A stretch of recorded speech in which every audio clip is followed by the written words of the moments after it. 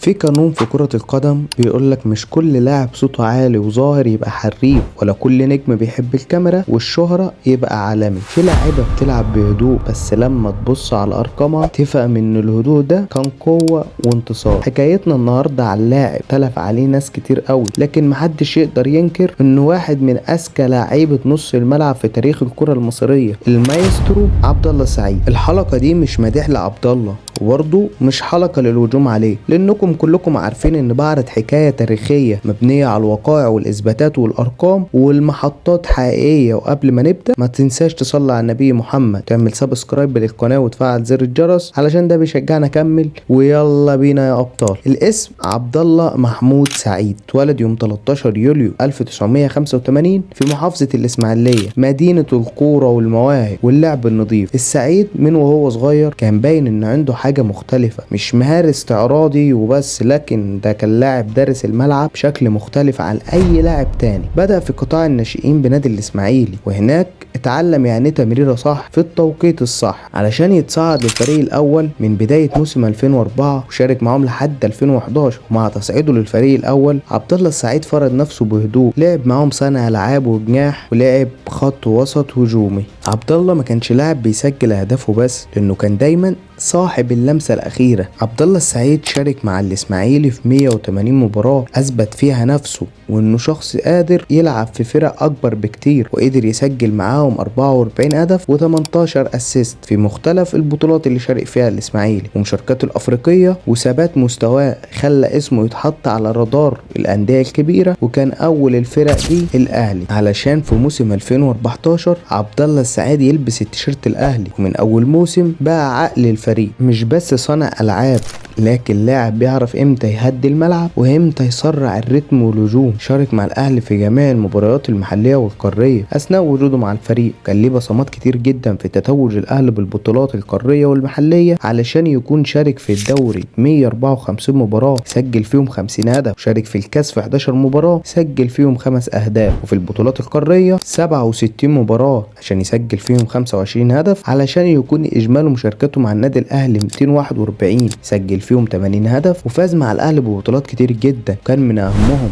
دوري ابطال افريقيا موسم 2012 و2013، والدوري 3 مرات، كأس السوبر الافريقي موسم 2012 و2013، كأس السوبر المصري 2011 و2014 و2015 و2017، كأس السوبر 4 مرات، حصل على كاس مصر في 2017 والكونفدرالية الافريقية موسم 2014. ومش بس كده، ده حصل على لقب احسن لاعب في مصر موسم 2016. عبد الله السعيد كان حريف كوره، مش مجرد لاعب مؤثر، ده كان فنان بمعنى الكلمه في تسديداته وقوه تركيزه واتقانه الغريب لضربات الجزاء. بيبقى الكل عارف مكان تسديدها والزاويه نفسها، ومع ذلك بيسجلها. حرفيا لاعب ايقوني وخلد اسمه في النادي الاهلي، لدرجة ان نسبة كبيرة من جمهور الاهلي اعتبرته من اساطير النادي، وبقى اسمه مرتبط جدا بالاهلي. ووقت كده ما بنتكلم عن اللاعب وهو في الاهلي، كان بيقدم ايضا اداء ولا اروع مع المنتخب اللي انضم له في البداية في موسم 2010. كان على مقاعد البدلاء علشان يتغير الحال، وفي 2015 يبقى اساسي في اي تشكيلة للمنتخب، خصوصا من 2016 ل 2018. المايسترو شارك مع المنتخب في 55 مباراة سجل فيهم 6 أهداف، وكان من ضمن الجيل اللي رجع مصر كاس العالم تاني بعد غياب طويل في موسم 2018. وشارك عبد الله السعيد مع المنتخب ووصل إلى نهائي كاس الأمم الأفريقية في 2017، وشارك أيضا في نسخة 21، سجل هدف خلالها في تصفيات كاس العالم 2018 مما ساهم في تأهل المنتخب بالبطولة. وشارك أيضا في جميع المباريات في دور المجموعات في كاس العالم. لاعب ملتزم وبيفهم دوره كويس داخل الملعب، وايضا احترامه للجميع خارج الملعب. واعلن عبد الله السعيد اعتزاله للعب الدولي في فبراير 2022. نكمل بقى مسيرته مع الاهلي.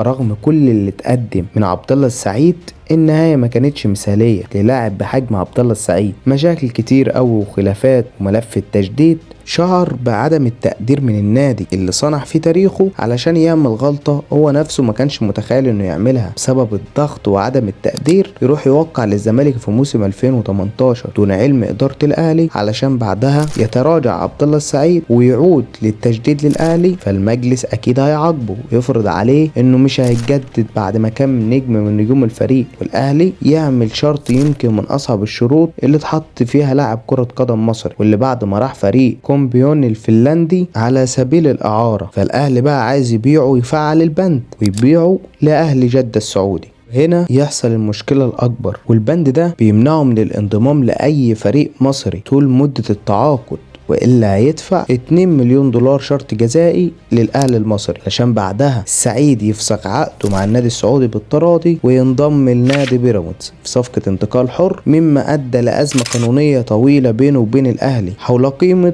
الشرط الجزائي. وبدأ فصل جديد مع بيراميدز. عبد الله السعيد قدر يحقق فيه ارقام فرديه كتير وقدم اداء مميز جدا مع الفريق، وشارك عبد الله السعيد في 184 مباراه، سجل فيهم 47 هدف وصنع 44. كان عبد الله يعتبر من افضل لاعيبه الدوري المصري، وتصدر المايسترو قائمه هدافي الدوري المصري في موسم 2019 برصيد 17 هدف. وبفضل هدفه مع بيراميدز عبد الله السعيد يدخل قائمه ال100 هدف في تاريخ الدوري المصري كواحد من اهم 3 لعيبه فقط حققوا هذا الانجاز، عشان عبد الله قرر يكمل الباقي من مسيرته مع النادي الملكي. عبد الله السعيد راح الزمالك، القرار اللي كان تقيل، لاعب بتاريخ كبير داخل نادي جماهيري وضغط مختلف. الزمالك دوره كان واضح، عقل الملعب وقائد، لكن الكل كان بيقول عبد الله انتهى وانه مش هيقدم المستوى المرغوب فيه في فريق بحجم الزمالك. لاعب سنه خلاص دخل النادي وهو 38 سنه وتعرض لانتقادات شديده بسبب السن والبطء، لكن الزمالك كان متعاقد مع خبرة لان اللاعب ساعتها كان كبير. لكن عبد الله يكسر كل التوقعات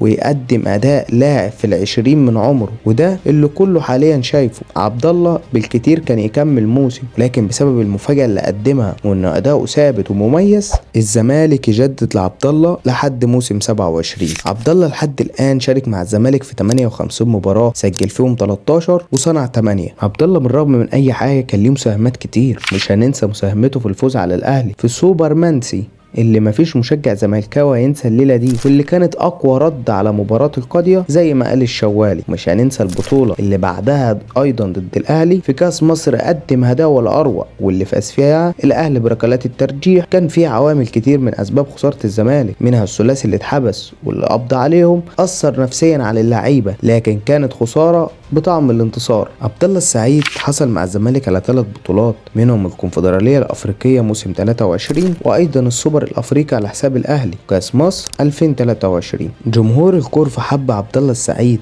وعبد الله حب الجمهور من قلبه، ده اللي كان باين من احتفالاته وكلامه عن الجمهور. جمهور الزمالك اعتبروه لاعب من ابناء النادي، وحقيقي عبد الله يستحقها. عبد الله السعيد مش لاعب دوشه، مش قائد بالصوت، لكن ده كان قائد بالقرار، وقوته في عقله ولمساته. وتحب عبد الله السعيد او تختلف مع قراراته ده حق، لكن اللي ما ينفعش نختلف عليه انه لاعب ساب بصمه حقيقيه في الكره المصريه. دي كانت حكايه لاعب لعب بالكورة بالعقل قبل أي حاجة، ولسه الرحلة مستمرة مع الزمالك. وإلى اللقاء في حلقة أخرى، والسلام عليكم ورحمة الله وبركاته.